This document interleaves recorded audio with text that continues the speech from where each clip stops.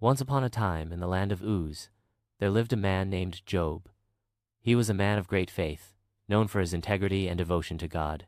Job was also incredibly wealthy, with thousands of sheep, camels, oxen, and donkeys, as well as a large family and many servants. He was respected by all who knew him. One day, in the heavenly realm, God was speaking with his angels when Satan approached. "Where have you been?" God asked.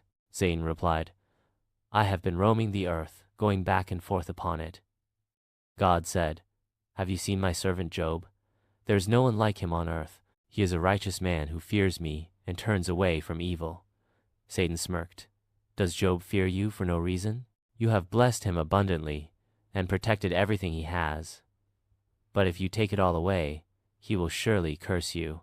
God considered this and then said, "Very well, everything he has is in your hands, but do not lay a hand on the man himself." Satan disappeared, eager to put Job to the test.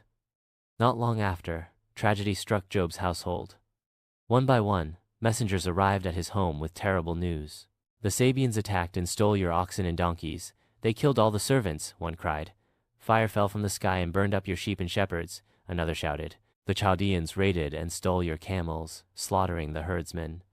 A third messenger gasped. Finally, the worst news of all came. "A great wind struck the house where your sons and daughters were feasting. The house collapsed, and they are all dead." Job fell to the ground, overwhelmed with grief. He tore his robe, shaved his head, and bowed low. But instead of cursing God, he said, "The Lord gave, and the Lord has taken away. Blessed be the name of the Lord." Despite everything, Job did not sin or blame God. In the heavenly realm, Satan again stood before God. "You see, Job remains faithful," God said. Satan sneered. "A man will give up everything to save his own skin, but strike his flesh, and he will curse you." God replied, "Very well, but you must spare his life." Satan went out and afflicted Job with painful sores from head to toe. Job sat in ashes, scraping his skin with a broken piece of pottery. His wife, seeing his misery, said, "Are you still holding on to your faith? Curse God and die." But Job answered, "Shall we accept good from God and not trouble?" Still, he did not sin. 3 of Job's friends, Eliphaz, Bildad, and Zophar, came to visit him.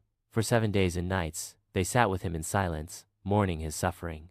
Then Job spoke at last. "Why was I even born? Why does God give life to those in misery? My days are filled with sorrow, and I have no peace." His friends took turns responding. Eliphaz said, "Think, Job, have the innocent ever perished? You must have done something wrong. Seek God, and he will restore you." Bildad added, "If your children have died, it must be because of their sin. If you are truly innocent, God will bless you again." Zophar said, "You deserve even worse than this, Job. Repent, and maybe God will show you mercy." Job grew frustrated. "You are miserable comforters. I have done nothing wrong, yet I suffer. If only I could plead my case before God. Even if he slays me, still, I will trust him." A great storm arose, and suddenly, God spoke from within the whirlwind. "Who is this who questions my wisdom? Where were you when I laid the earth's foundation? Have you commanded the morning or set the stars in place? Can you understand my ways?" Job, humbled, replied, "I spoke of things too wonderful for me to know. Now my eyes have seen you, and I repent in dust and ashes." God was pleased with Job's faithfulness and rebuked his friends for their harsh words.